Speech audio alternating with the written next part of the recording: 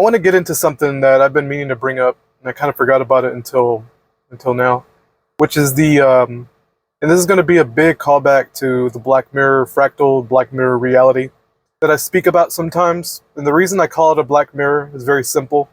It's because the world is made of mirrors. Every surface, the 3D realm, is made of mirrors designed to reflect light into your eyeballs. Therefore, we're living in a mirror world. And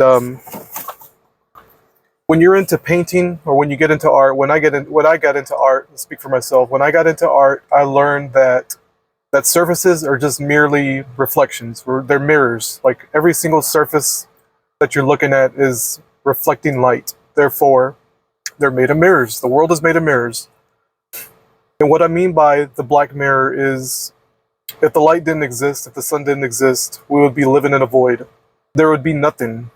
And you can experiment with this on your own through meditation, with a little sensory deprivation. Like go into a closet or go into a dark room or sit in a dark room, put on a blindfold and put earplugs in your ear and just sit still and meditate and just deal with the crazy thoughts, because you're going to have crazy thoughts. It's going to happen. It's just unavoidable. And just focus on the other senses, which would be, taste, smell, and touch. And there are more senses than that, right? But that's not the point of this exercise. Just sit and meditate and observe, quietly observe, and you'll see through meditation that you're in a void.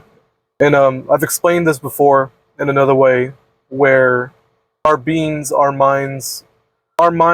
ability to process 3D image is like a graphics card in a computer, where it almost starts out like the 3D world starts out as polygons or like a wireframe. Think of like PlayStation 1 graphics.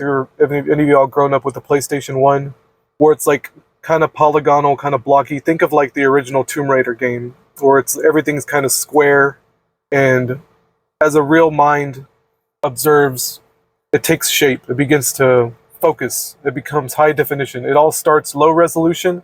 It gets into the high definition, higher resolution through our minds, and that would make us the graphical processors. So you can think of our minds as the 3D graphics card in a computer. And we can have, it's always fun to kind of discuss, well, what would be the power supply, what would be the CPU, what would be the RAM. It's that's not really the point I'm making, but it is fun to have thought experiments like these and to kind of make allegories. I'm not saying we're literal computers, okay? But without God's light, without the sun, and the sun is God, we would be living in total darkness. So therefore, we're living in darkness right now as we speak. And the only reason we're not aware of the darkness is because of the light, of God's light. The light shining in the sky right now. And we have, what's the word I'm looking for? We have imitators. We have imitations of the light. Thomas Edison and his light bulb, or whoever invented the light bulb, whoever he stole that blueprint from or whatever. And it's like now we've moved on from the light bulb to LED, and it isn't no telling, there ain't no telling the creepiness in that, right?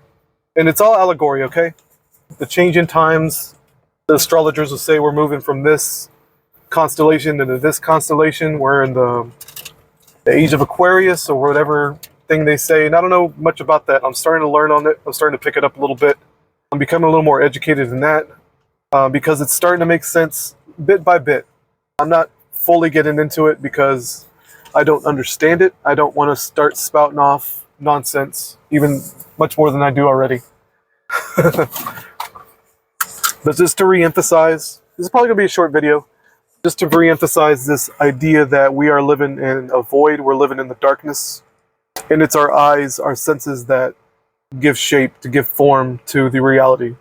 It's a dark reality, like Billy likes to say, but I call it the Black Mirror because the world is made of mirrors. And if it wasn't for the Black Mirror, if it wasn't for the mirrored surface of each object, we wouldn't be able to see it. And if it wasn't for the light, we wouldn't be able to see it. Anyway, guys, I think that's all I got to say. Just a really short video, kind of updating what I think about the Black Mirror and the way I interpret it. Y'all have a great day.